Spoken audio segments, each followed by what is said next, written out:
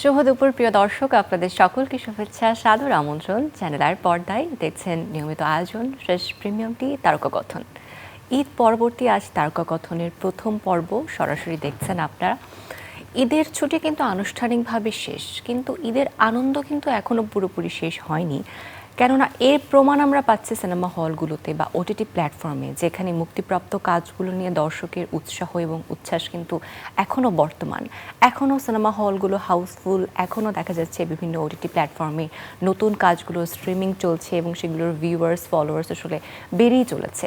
তার মানে বলাই যায় যে এবার ঈদে বিনোদন জগৎটা আসলে বেশ রমরময় ছিল। বড় পর্দা, ছোট পর্দা, ডিজিটাল প্ল্যাটফর্ম সব কিছু মিলিয়ে আসলে আমাদের ঈদের আনন্দ অনেক বেশি বেড়ে গিয়েছে। নতুন জামা কাপড়, পরিবারের সাথে ঈদ আনন্দ, আর পর্দায় সেই চিরচেনা রঙিন সময়টা, রঙিন মুখগুলো, নতুন প্রজন্ম কিংবা পূর্ববর্তী যারা রয়েছে সকলের কাজের একটা মিশ্রণ। আজ তারকাকথনে মূলত ঈদের কাজগুলো নিয়েই কথা হবে এবং ঈদের সব থেকে ভালোবাসা দিয়েছেন আপনারা যে কাজগুলো, তার মধ্যে অন্যতম একটা কাজ নিয়েও কথা হবে। কাজের নামটা পরে বলবো, আগে আমাদের সাথে দর্শক হিসেবে আমাদের অতিথি হিসেবে যারা রয়েছেন তাদের সাথে একটু পরিচিত হই। আমাদের সাথে রয়েছেন এ সময় জনপ্রিয় একজন নির্মাতা শিহাব শাহীন, এবং আমাদের সাথে রয়েছেন আমাদের ভীষণ প্রিয় অভিনেত্রী এবং আমাদের পরিবারের কন্যা সন্তান লাক্স চ্যানেলের সুপারস্টার মেহজাবিন চৌধুরী। শুভেচ্ছা। শুভেচ্ছা। ঈদ মোবারক বলার জন্য কি একটু বেশি দেরি হয়ে গেল? না, যে কোনো সময় বলা যায়। যে কোনো সময় ঈদ মোবারক। আচ্ছা, ঈদ নিয়ে যেহেতু কথা বলছিলাম, পর্দায় একটু পরে আসব। পর্দার পেছনের জীবনটা আসলে একজন নির্মাতা এবং অভিনেত্রী কেমন ছিল একটু জানতে চাই। শিহাব শাহীন, ঈদ কেমন কাটলো? ঈদ একটু ব্যস্ততার মধ্যেই গেছে। ঈদের কয়েকদিন আগ পর্যন্ত এই রিলিজ নিয়েই একটা প্রেশার ছিল। ঈদের দিনটা পুরো মানে আমরা এর আগে 2-3 মাস প্রচণ্ড পরিশ্রম করেছি কাজটা নিয়ে। ঈদটা একদম কমপ্লিটলি রিল্যাক্স, সব কিছু শাট অফ করে দিয়ে রিল্যাক্সের মধ্যেই ছিলাম। তাহলে কি বলবো যে শিহাব শাহীন ঈদটা ঘুমিয়ে কাটিয়েছে মোটামুটি বলা যায়। এগুলো কিছু আর মাথায় রাখেন, সব ছেড়ে ফেলতে চেয়েছি। জায়গা থেকে চুপচাপ একদম রিল্যাক্স থাকার চেষ্টা করেছি। ঈদটা এভাবেই গেছে। আমার মনে হয় শিহাব শাহীনের সাথে অনেক দর্শকরা রিলেট করতে পারবেন যে ঈদের দিন ঘুমিয়ে কাটানো। মেহজাবিনকে দেখে আমার মনে হয় না সে ঈদের দিনটা ঘুমিয়ে কাটিয়েছে, কারণ ঈদ আগের থেকে ঈদের সময় এবং ঈদের পরবর্তী সময় বোনেদের উচ্ছ্বাস আসলে কিন্তু সোশ্যাল মিডিয়ায় অনেকেই আমরা দেখেছি যে বেশ আনন্দ ঘন মুহূর্তে ফ্যামিলির সাথে ঈদটা উদযাপন চলছিল। তো একটু শুনতে চাই কেমন ছিল। আমাদের ঈদ অনেক ভালো কেটেছে আলহামদুলিল্লাহ।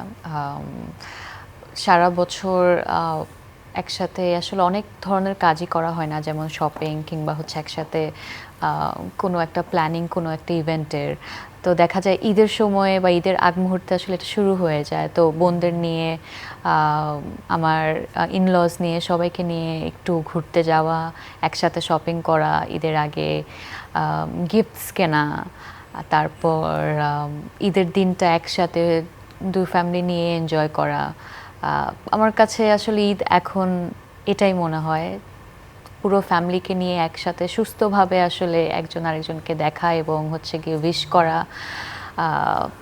That's Eid for me. আচ্ছা, কিন্তু ঈদের আগে তো আসলে কাজ নিয়েও অনেক ব্যস্ততা থাকে। শিহাব শাহীন যেমন বললো যে একটা কাজ মুক্তির আগে সেটার প্রমোশন নিয়েও আসলে অনেক দৌড়াদৌড়ি করতে হয়।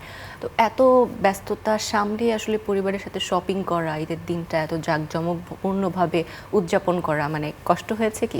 না, আমার আসলে আজকে থেকে 4-5 বছর আগে যেরকম কষ্ট হতো সেই কষ্টটা এখন একেবারেই নেই, কারণ কাজের সংখ্যা অনেক কমিয়ে ফেলেছি এবং খুব এক্সক্লুসিভ এবং একদম মন মতো কাজ না হলে এখন করছি না। একটা সময় ছিল যখন শেখার জন্য আসলে অনেক কাজ করতে হয়েছে। ওই এক্সপিরিয়েন্সটুকু এখন কাজে লাগিয়ে আমি ওই প্রজেক্টগুলোর সাথেই নিজেকে জড়াচ্ছি, যে প্রজেক্টটা আমার কাছে মনে হচ্ছে হয়তোবা এই গল্পটা আমার ক্যারিয়ারে একটা প্লাস বা অ্যাড অন হতে পারে, ক্যারেক্টারের দিক থেকে, গল্পের দিক থেকে, প্রেজেন্টেশনের দিক থেকে। তো এখন কাজ একদম বেছেই করা হচ্ছে। তো সেই জায়গা থেকে খুব বেছে যখন ক্যাকটাসের অফার আসলো, আমার কাছে দারুণ লাগলো সব কিছু। আমি কাজটা করতে সাথে সাথেই রাজি হয়ে যাই এবং সেই কাজটা করি। আমরা চেষ্টা করেছিলাম ঈদের আগেই সব কিছু মোটামুটি গুছিয়ে ফেলতে। আমাদের দিক থেকে আমরা আর্টিস্টরা আসলে ডাবিংটা একদম শেষ অংশ আমার মনে হয় পার্ট হয় একটা কাজের, তো সেটাও করে ফেলেছিলাম। তো আমি মোটামুটি ব্যস্ত ছিলাম, কিন্তু পর্দার পিছনে যারা থাকেন তারা একদম আপলোড করা পর্যন্ত আসলে ব্যস্ত থাকেন, তো আসল ধকলটা আসলে ওনারাই নিয়েছেন। যেহেতু ক্যাকটাসের প্রসঙ্গটা আসলে চলেই আসলো, ঈদে কিন্তু অনেকেই অপেক্ষা করেছিল। ব্যক্তিগতভাবে আমিও যখন চরকিয়ে স্ট্রিম করতাম তখন আমি দেখতাম যে আসলে আসছে, কবে আসছে, আসে না কেন। পরে ফাইনালি যখন আসলো দর্শকের প্রতিক্রিয়া আসলে ভীষণ ভালো পেলাম। ক্যাকটাস নিয়ে একটু জানতে চাই যে ক্যাকটাসটা আসলে ক্যাকটাস কেন, নামটা কেন ক্যাকটাস হলো, এবং গল্পটা নিয়ে একটু জানতে চাই ছোট্ট করে। ক্যাকটাসটা একটা আমার যে প্রোটাগনিস্ট, গল্পের যে লিড হিরো মানসিবের হ্যাকার নেই ক্যাকটাস। হ্যাকাররা সম্পর্কে আপনারা জানেন যে অনেক রকমের হ্যাকার আছে, black hat hacker, white hat hacker, grey hat hacker. তো এটা অনেকে অনেকভাবেই গ্রে হ্যাট হ্যাকাররা এটাকে নিজেদের সামাজিক আন্দোলন হিসেবে নেয়, অনেক কিছু পরিবর্তনের হাতের হিসেবে নেয়। তারা একটু স্বাধীন চেতা মানুষজন। মানসিব সেরকম একটা স্বাধীন চেতা মানুষ ছিল, মানুষ যে দেশকে ভালোবাসে এবং কিছু করতে চায়, সব চেঞ্জটা চায়। তো ক্যাকটাস প্রথম দিকে মনে হবে যে আপনার পুরা মানসিবের গল্প, কিন্তু যখন থেকে অনুরা মেহজাবিন আসে তখন বোঝা যায় এটা আসলে অনুরার গল্প বা এটা রোমেলার গল্প। এখানে অনুরা দুটো রূপ আছে, রোমেলা অনুরা। অনেক দিন হয়ে গেছে, কিছু স্পয়লার দেয়াই যায়। তো এটা আসলে রোমেলার গল্প। শেষ পেশ দেখা যায় এটা রোমেলা যদি সেই ইনিশিয়েটিভটা না নিত, তার যদি প্রতিশোধ স্পৃহাটা না হতো তার বাবার হত্যার জন্য, তাহলে এই গল্প আর আগাতো না মানসিবের লাইফে। রোমেলার গল্পটা মানসিবের জার্নিতে একটা ইম্প্যাক্ট ফেলে, মানসিবের জীবনে ইম্প্যাক্ট ফেলে, তখন মানসিবের জার্নিটা শুরু হয়। তো সেই হ্যাকারের গল্প একটা বিপ্লবী নাকি প্রতিশোধ স্পৃহা, প্রতিশোধ ইচ্ছলি, মানে নেশায় মত্ত এক কন্যার গল্প, সেটা আস্তে আস্তে যতই দেখতে থাকবে ততই আপনারা বুঝতে পারবেন। মেহজাবিনকে এখানে আসলে আমরা একটা অ্যাকশন ফিগারে দেখতে পেয়েছি, মানে অ্যাকশন ধর্মী একটা স্ট্যান্ড বলি বা কাজ বলি। সচরাচর এই ধরনের আগে আমরা মেহজাবিনকে এই ধরনের চরিত্রে দেখিনি। কি কি অ্যাকশন শিখতে হয়েছে মেহজাবিন? পর্দাতে যা যা দেখানো হয়েছে সবই শিখতে হয়েছে, এর থেকে বেশি শিখিয়েছে আমাদের ফাইট ডিরেক্টর এডওয়ার্ড। তো খুবই ভালো লেগেছে, এবং আমার কাছে এই কাজটা করার পিছনে এই পার্টটা আসলে অনেক ইম্পর্ট্যান্টও মনে হয়েছে। আমার ব্যক্তিগত জীবনে এটা আমার একটা নতুন এক্সপিরিয়েন্স, তো আমি চেয়েছিলাম এই এক্সপিরিয়েন্সটা নেব, একটা সুন্দর চরিত্র করতে পারবো, ভালো একটা টিমের সাথে কাজ করতে পারবো। তো সব কিছু মিলিয়ে আমার মনে হলো দ্যাট আমি এই কাজটা ডেফিনেটলি করব। এটা ইন্টারেস্টিং এবং আমার ক্যারিয়ারে একটা নতুন মাইলস্টোন হিসাবে এটা থাকবে। দারুণ। আমরা যেহেতু ক্যাকটাস নিয়ে কথা বলছি, ক্যাকটাসের প্রমোশনালটা দেখে আসতে চাই, গল্পটা আরো ভালো রিলেট করতে পারবো এবং আরো অনেক টান টান উত্তেজনা। আসলে ইনজিওর্ড হয়েছে কি কেউ সেটে, এরকম কি হিস্ট্রি আছে, হয়েছে ইনজিওর্ড? না, মানে আমরা যথেষ্ট প্রিকশন নিয়েই আসলে কাজটা করেছি। তবে যখন আমি এই ফাইটগুলো রিহার্সাল করতাম, প্র্যাকটিস করতাম, ওই সময় ভালো ইনজুরি হয়েছে। ইনজুরি বলবো না, অনেক ব্রুজ হয়েছিল আমার হাতে। বারবার একই অ্যাকশনটা বারবার রিপিট করতে থাকলে যেটা হয়, হাত লাগতে থাকে, আর অপোজিটে যিনি আছেন ওটার। তো আমার এই সব জায়গা একদম কালো হয়ে গিয়েছিল, অনেক লম্বা সময় পর্যন্তই ছিল। তো আমরা এখানে এটাকে কি বলে, এরকম করে ব্যান্ডেজ ওর একটা রেজিস্ট্যান্ট ব্যান্ড পরে তারপর হচ্ছে শুটিংগুলো করেছিলাম। সো বাট এটাকে ইনজুরি বলা যায় না, ইটস লেসন। প্রীতম ওই যে লাফ দিয়েছিল, হ্যাঁ ওইটাই, সেখানে হাঁটুটা তো একটু ছড়েছিল, তার জন্য ও ছাদ থেকে একটা জায়গায় লাফ দেওয়া আছে, সেটা কিন্তু স্টান্ট করে না, সে নিজেই করেছিল, নিজেই ওখান থেকে সাহস লেগেছিল। ওই সময় একটু হাঁটুমাটু বা একটু ছড়ে টড়ে গিয়েছিল। তো এগুলা ব্যথাটার অ্যাড্রিনালিন রাশ ছিল, তখন আর কেউ টের পায় না, পরে হয়তো টের পেয়েছে, কিন্তু it's part of the day. Okay, মেহজাবিনের কাছে একটু জিজ্ঞেস করবো যে ফাইটিং স্কিলে তো বেশ একটা রপ্ত করা হলোই, রিয়েল লাইফে কি কাজে লাগাতে পারবেন বলে মনে হয়? একেবারেই চাই না এরকম কোনো কিছু। না, তবে আমার কাছে মনে হয়েছে সেলফ ডিফেন্সটা সবার শিখে রাখা উচিত, এবং আমি যদি সময়টা পাই তাহলে ওনাদের কাছে, আমাদের ফাইট ডিরেক্টর মিস্টার এডওয়ার্ড এবং তার টিমের কাছ থেকে আমি সেলফ ডিফেন্স কিভাবে করে, কি আসলে আমাদের প্রয়োজন জেনে রাখা, সেগুলো মানে আর ইউ শিখতে চাই নাও আরো। কনফিডেন্ট যে আসলে এতটুকু সেলফ ডিফেন্স স্কিল শিখেছেন যে কেউ ধরলে আসলে তাকে একটা টুকটাক ট্রিক্স শিখিয়েছে, আমার মনে হয় কখনো বিপদে পড়লে সাইজের কেউ আসলে তুলে আচার দিতে পারে। হ্যাঁ, এইটুকু পারবো। আচ্ছা, কাস্টিং নিয়ে একটু জানতে চাই। আমাদের প্রিয় প্রীতম আসলে গানে যাকে আমরা দেখেছি একটা আলাদা জনপ্রিয়তা পেতে, তারপরে আসলে অভিনয় জগতে কাজ করার পরে তার জনপ্রিয়তা মনে হলো আরো বেশি বেড়ে গেল। শিহাব শাহিনের মাথায় এই ক্যারেক্টারটা যখন কল্পনা করলেন, তখন কি শুরুতে অপশন বা শুরুতে পছন্দ কি প্রীতম ছিল? অনলি অপশন হিসেবে চলে এসেছে। Only option? আমরা দুজনের ক্ষেত্রেই, মানে প্রীতমের মেজামের দুজনের ক্ষেত্রেই আর অপশন দেওয়া হয়নি, কারণ আমরা একটা ফ্রেশ এই জনরার কাজে, এই ধরনের একটু থ্রিলার ধর্মী কাজে একটা নতুন ফেস চাইছিলাম যে আগে করেনি, অন্য কোনো কন্টেন্ট নেই তার। এটা একটা অ্যাডেড অ্যাডভান্টেজ হিসেবে ছিল যে এই জনরাতে আর যে কাজ করেনি, এবং জেনারেলি এই প্ল্যাটফর্মগুলোতেই বা ওটিটি বা ফিল্মে খুব বেছে বেছে কাজ করে বা কম এক্সপোজার কাউকেই আমরা চাইছিলাম। আর ক্যারেক্টারটা ওরকম ছিল যে এইজ গ্রুপে ছিল, যে ধরনের চাম ছিল, যে ধরনের চটুলতা ছিল, উইট যা ছিল, ফিজিক্যাল ইয়াটা, আমরা মাচো কাউকে চাইনি, যে খুব স্ট্রং বিল্ড কাউকে চাইনি। এ ধরনের একটা ভালনারেবল পাশের বাসার ছেলেটা চাইছিলাম, কিন্তু এক ধরনের চারিত্রিক দৃঢ়তা আছে, মেন্টালি যে স্ট্রং, যে সাহসী, খুব সিক্স সেন্স আছে যার, এরকম কাউকেই চাইছিলাম একটা চরিত্রটা। তো look wise Pritam fits perfectly. তো সেই জায়গা থেকে আমরা আর কোনো অপশন না, ওকে প্রীতম করলে আমরা ক্যাক্টাস নিয়ে আগাবো। সো লাকিলি সে বললো যে ওকে ফাইন, আমিও চাইছিলাম এরকম একটা ক্যারেক্টার করতে,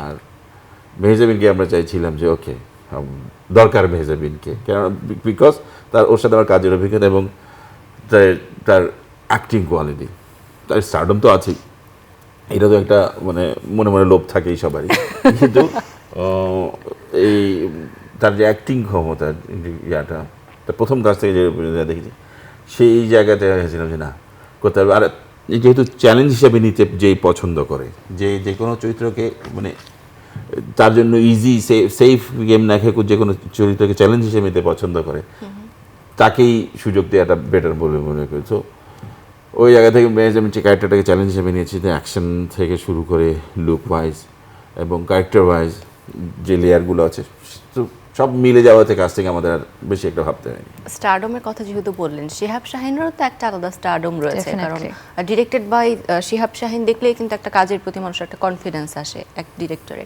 তো আপনার কি মনে হয় আসলে যে একটা কাজ সফল হবার পেছনে গিয়ে আসলে স্টারডমটাই সব থেকে বেশি কাজে লাগে, নাকি প্রযোজক বা পরিচালক যিনি রয়েছেন তার কারিশমাটা অনেক বেশি? না, আমি স্টারডম বলছি সবার শেষের কথা, ওইটা তো মুভির কথা। আমি মেহজাবিনকে নিয়েছি যে পারফেক্ট ছিল। অবশ্যই পরিচালকের ওইটা আমাদের পরিচালক যেই হন বা পরিচালক বা অভিনেতা যাই হন, ভালো কাজ না হলে, ভালো গল্প না হলে, ভালো নির্মাণ না হলে দর্শক দেখবে না, দর্শক পছন্দ করবে না। সেটা দেখতে পাচ্ছি আমরা, এটাই প্রচুর এক্সাম্পল পাবো আমরা। তো অবশ্যই নির্মাতার নির্মাণ এবং গল্প, চিত্রনাট্য, অভিনয় সব মিলিয়েই হয়। স্টারডম আছে, হয়তো ভাল লাগে, স্টার হেঁটে যাচ্ছে, শুধু একটা বদনা নিয়ে হেঁটে যাচ্ছে স্টার দেখতে, হয়তো অন্য কেউ দেখলে বোরিং লাগতো, স্টার দেখলে মনে হয় না ঠিক আছে স্টার যেতেই পারে বদনা নিয়ে, কিন্তু ওইটুকুই। এরপরে যখন একটা সময়ের পরে সেই আকর্ষণটা যখন চলে যায়, তখন গল্পটা সামনে চলে আসে, আর গল্পটা কই, এগোচ্ছে কীভাবে, ধরে রাখছে কিনা, শেষ হলো কীভাবে, সব মিলিয়ে সব কিছু তখন দায় এসে পড়ে নির্মাতার উপর। ওকে, মেহজাবিনের কাছে প্রশ্ন, প্রীতমের সাথে তো প্রথম কাজ করা, অভিজ্ঞতাটা কেমন ছিল আসলে? খুবই ভালো ছিল।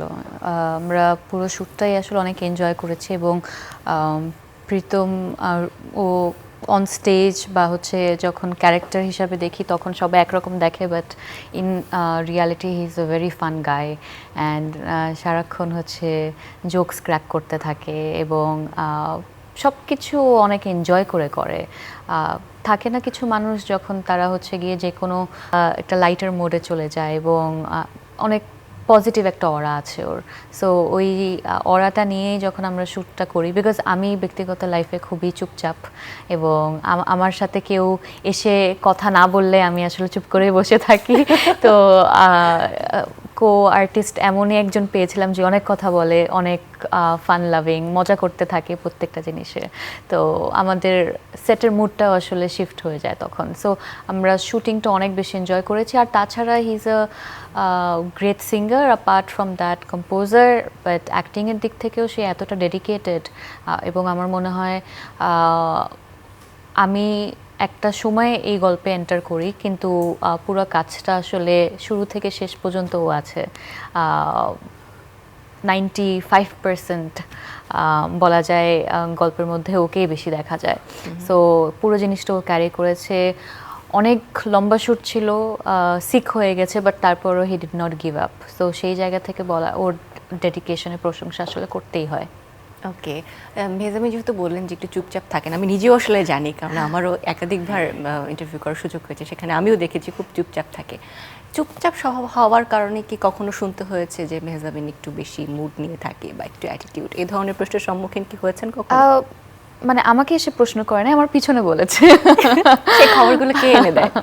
না, এটা কারা এনে দেয়? যাদের সাথে আমার পরবর্তীতে ফ্রেন্ডশিপ হয় তারাই এসে বলে যে প্রথমে আমি অনেক অন্যরকম ভেবেছিলাম, মুডি বা আনঅ্যাপ্রোচেবল এরকম একটা পার্সোনালিটি মনে হয়েছিল, বাট জানার পর হয়তো ওই ধারণাটা চেঞ্জ হয়েছে। এটা তাদের মুখ থেকেই আসলে শোনা এবং পরে এটা নিয়ে হাসাহাসি করা আর কি। আমার কাছে মনে হয় আমার সার্কেলটা আসলে অনেক ছোট এবং সেটাকে ছোট রাখতেই আমি পছন্দ করি। অল্প কয়েকজন জীবনে ইম্পর্ট্যান্ট এবং জেনুইন মানুষ থাকবে আমার আশেপাশে, আমার কাছে এটাই সবচেয়ে বেশি ইম্পর্ট্যান্ট। আর তাদের কাছেই আমি আসলে মন খুলে কথা বলতে পারি। সময় লাগে আমার একটু, আমার মনে হয় এটা দোষের কিছু না, বাট দ্যাটস মি।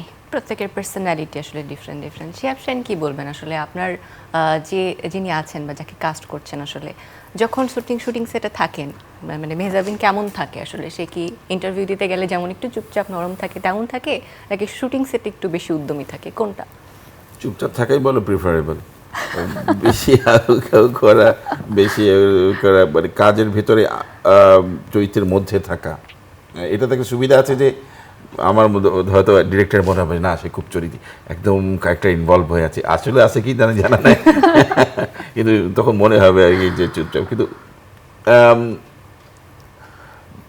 এটা আসলে বলা যায় না, এটা ডিস্টার্ব হয়নি, কখনো ডিস্টার্ব ফিল করিনি। সে আছে, সেটে আছে, বোঝা গেছে সেটে আছে, কিন্তু কোনো কমপ্লেইন কখনো শুনিনি যে না এটা হচ্ছে না, এটা হয়নি, কখনোই কমপ্লেন করে নাই। তো সব দিক দিয়ে ফাইন, মানে কাজ করাটা তার আমাদের ভালো, চুপচাপ থাকাই ভালো। হালকা করার আর্টিস্ট আমি খুব একটা আমার সেটে পাই না, যারা চিৎকা চিয়া করে বা ডিস্টার্ব করে ইয়া করে। প্রথম দিকে পেতাম, প্রথম দিকে পেয়েছি যে ও কেন নায়িকার মাও বলেছে যে চলে যাবো 10টা বাজে, 8টা বাজে, 7টা বাজে, এরকম প্রথম হয়েছে, এখন আর হয় না। তো না বলছি অনেক অনেক কমফোর্টেবল তার সাথে কাজ করে। প্রথম কাজ ভার্সেস এখন এই ক্যাকটাসের কাজে, এই জার্নিতে, থ্রু আউট দিস জার্নি মেহজাবিনকে আপনি আসলে কিভাবে মূল্যায়ন করবেন? মেহজাবিনের সাথে প্রথম কাজ ও যখন লাক্সের কম্পিটিশনে ছিল, সুপারস্টার চ্যাম্পিয়ন হয়েছে, সেই সময় 5 মিনিটের স্কিট করার একটা অভিজ্ঞতা হয়েছিল। তখন আমরা অড্রে হ্যাপবার্নের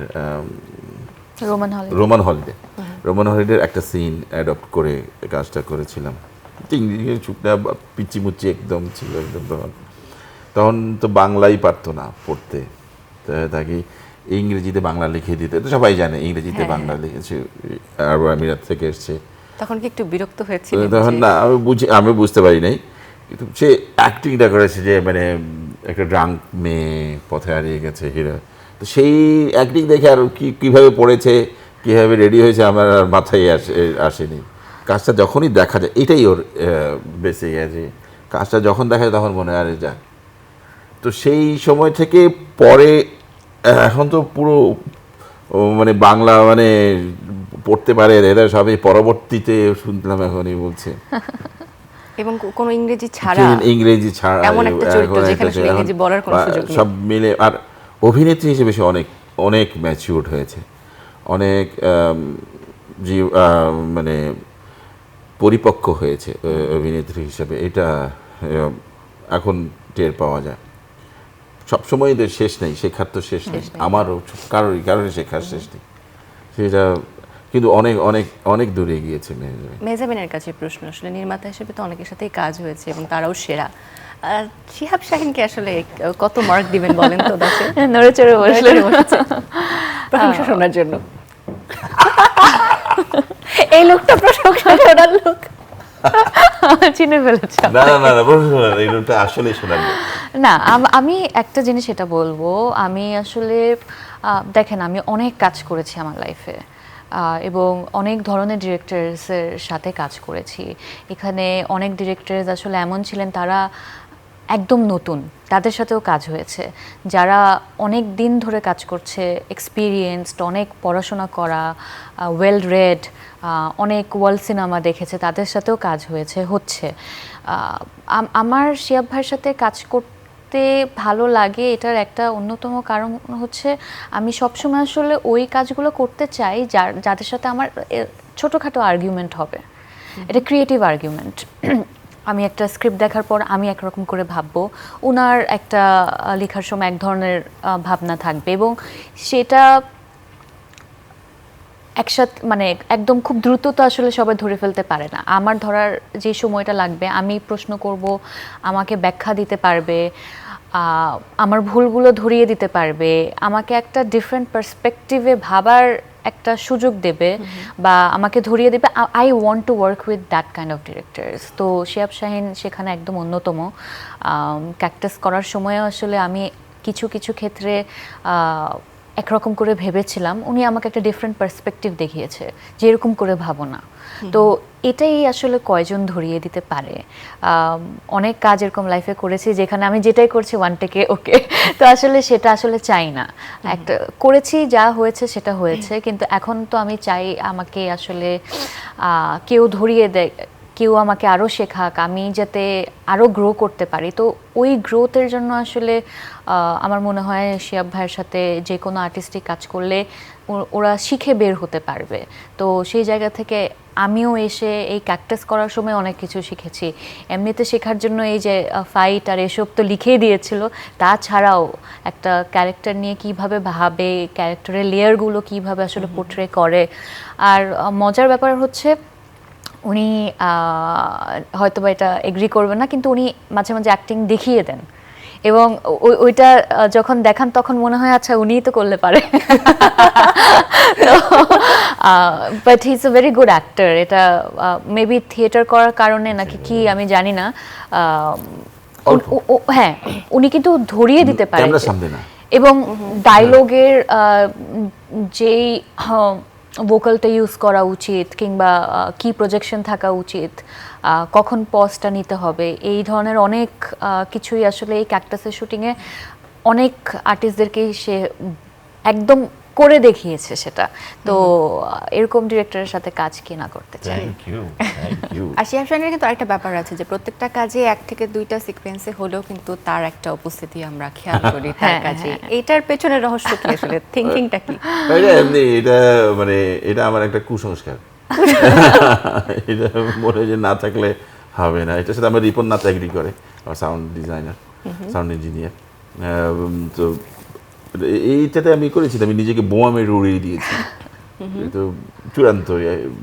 তো এটা আমার এমনি মনে হয় করি আর কি, থাকি কোনো ইয়ে নাই পার্টিকুলার, ছোট খুব ছোট। ইট brings luck to the project, luck to the project, such a sweet thing আমার মনে হয়, এরকম একটা রিচুয়াল, তাই না?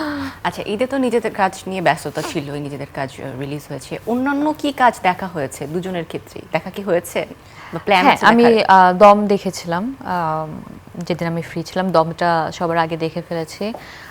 আমার one of my favourite co artist Afran Nisho ভাইয়া এবং রেদওয়ান রনির এত বছর পরে একটা কাজ করা। তো সব কিছু মিলিয়ে ট্রেলার দেখার পরে আমি ভেবে রেখেছিলাম এটা তো দেখতেই হয়। লাকিলি টিকিটও পেয়ে যাই এবং সেটা দেখে ফেলি। এরপর নিজের জীবনের ব্যস্ততাও আসলে একটু বেড়ে যায়। দাওয়াত থেকে শুরু করে সব কিছু বাকিগুলো দেখার অপেক্ষায় আছি। বনলতা এক্সপ্রেস দেখার অপেক্ষায় আছি অ্যাট দিস মোমেন্ট। তাছাড়া প্রেসার কুকার আছে, রাক্ষস, প্রিন্স সব কিছুই আর কি। আমার মনে হয় এই সপ্তাহ যেহেতু এখন ছুটি শেষ বলা যায়, হয়তো বা টিকিট এই সময় পাওয়া যাবে। শিহাব শাহীন? সেম, আমিও দম দেখেছি। বনলতা দেখার চেয়ে ট্রাই করছিলাম গতকাল, কিন্তু হয়েছিলাম টিকিট পাইনি। প্রেশার কুকারেরও সেম। তো দেখেছি, পরেরটা আমি বনলতা দেবো আগামী এক দুই দিনের ভিতরে বনলতা এক্সপ্রেস দেখব। কোন হলে যাবেন বলে দিন, সেই হলে কিন্তু হাউসফুল। দম দেখে আমার খুবই ভালো লেগেছে। মানে এটা যেভাবে মানে এই ধরনের সিনেমা হয় না। আমি লিখেছি আমার ফেসবুকে, আমার রিয়াকশনটা দিয়েছি যে এই ধরনের সিনেমা বাংলাদেশে হয়নি। এটা যেভাবে আমাদের সাথে রিলেটেড রাজনীতিটা, এটা ফ্যাসিনেটিং লেগেছে। যে ধর্ম চেয়ে বড় আসলে টাকাই আসল, ধর্ম ইয়া না। তো দমের এই জিনিসটা আমার খুবই ব্রিলিয়ান্ট লেগেছে। আর নিশোর অ্যাক্টিং, নিশোর অভিনয় তো বরাবর ডেডিকেটেড। ওকে, নিশান এগিয়ে থাকবে যদিও নূরের চাইতে। তো উনি নিজের দাগির ক্যারেক্টারের নাম নিলেন। নাম দিলেন। সব মিলিয়ে আমার কাছে একটা সুন্দর সিনেমাটিক এক্সপিরিয়েন্স হয়েছে দমের। আমি বনলতা দেখবো অবশ্যই, পোশাক তো অবশ্যই দেখবো। এরপরে রাক্ষস এবং প্রিন্স দেখার চেষ্টা করবো। সবগুলো আছে। অনেক অনেক ধন্যবাদ। আসলে অনেক গল্প ছিল, এত শর্ট টাইমে শেষ করতে পারিনি। আগামীতে নতুন কোনো কাজ নিয়ে আবার গল্প হবে সেই প্রত্যাশায়। অনেক অনেক ভালো থাকবেন এবং শুভকামনা ক্যাকটাসের জন্য আরো আরো অনেক বেশি। Thank you so much for inviting. প্রিয় দর্শক, এই ছিল আমাদের আজকের আয়োজন। আশা করি ভালো লেগেছে। এদের আনন্দ কাটুক বা না কাটুক, পর্দায় কিন্তু চলছে। সেই আনন্দটা ভাগাভাগি করতে প্রেক্ষাগৃহে কিংবা ওটিটি প্ল্যাটফর্মে আপনাদের উপস্থিতি আমরা আশা করছি। সেই প্রত্যাশা রেখে আজকের আয়োজন থেকে বিদায় নেব। সকলে ভালো থাকবেন।